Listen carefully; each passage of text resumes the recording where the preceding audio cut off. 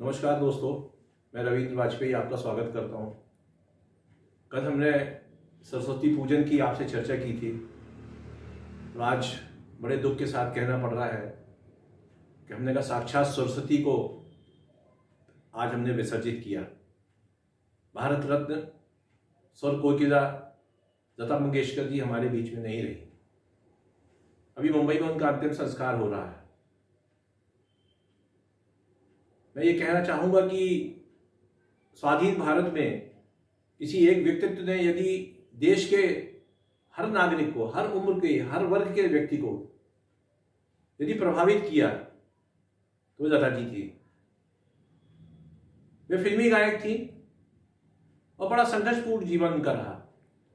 वो गायन के पैसे लेती थी, पेशेवर गायक थी।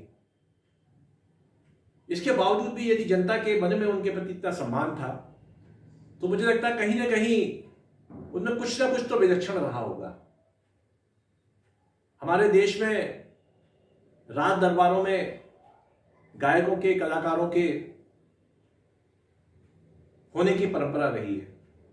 राज सत्ता उन्हें संरक्षण देती थी, सहायता देती थी, किंतु वे दरबारी कहलाते थे।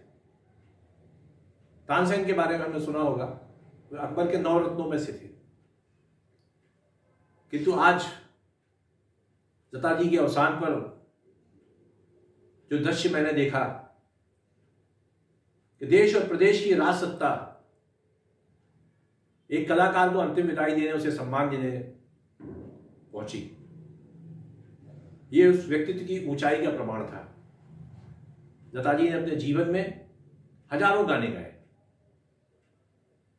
फिल्मों में गाए, फिल्मों के अलग बाहर गाए, भजन गाए, गजलें गाई। और सबसे बड़ी बात यह थी कि संगीत की कोई भी विधा, गायन की कोई भी विधा ऐसी नहीं थी जो उनसे अछूती रही हो। भारतीय फिल्मों का जो संगीत जिसने भारतीय जनजीवन को अंतर्मन तक प्रभावित किया, वो मुझे लगता है उसका इतिहास जब भी लिखा जाएगा लता मंगेशकर के बिना वो अधूरा रहेगा। कवि प्रदीप का लिखा एक गीत, ऐ मेरे वतन के लोगों, हम सबों ने हजारों बार सुना होगा, किंतु सन 62 में रिकॉर्ड किया गया वो गीत 60-62 साल बाद भी उतना ही तरोताजा है। और वो इसलिए है कि उसमें लता जी की आवाज़ है। आज ये ऐसा एक विचित्र संयोग है कि उस गीत के रचयिता पंडित प्रदीप, आज उनका जन्मदिवस है।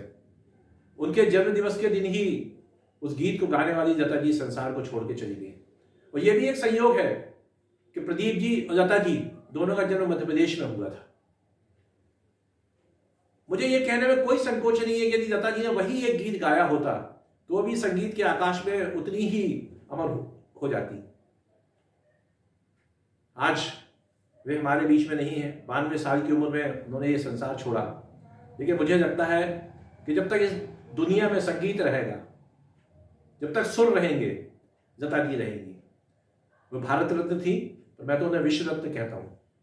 और मैं ये चाहूंगा और मैं ये सोचता हूं, और ये सही भी है, कि जिस तरह से संयुक्त राष्ट्र संघ सारे दुनिया में वर्ल्ड हेरिटेज को, विश्व धरोहरों को संरक्षित कर रहा है, उसी तरह लता जी की आवाज भी वर्ल्ड हेरिटेज के रूप में, विश्व धरोहर के रूप में संरक्षित होना चाहिए। हमने तानसेन को नहीं सुना, किंतु हमने लता जी को सुना है।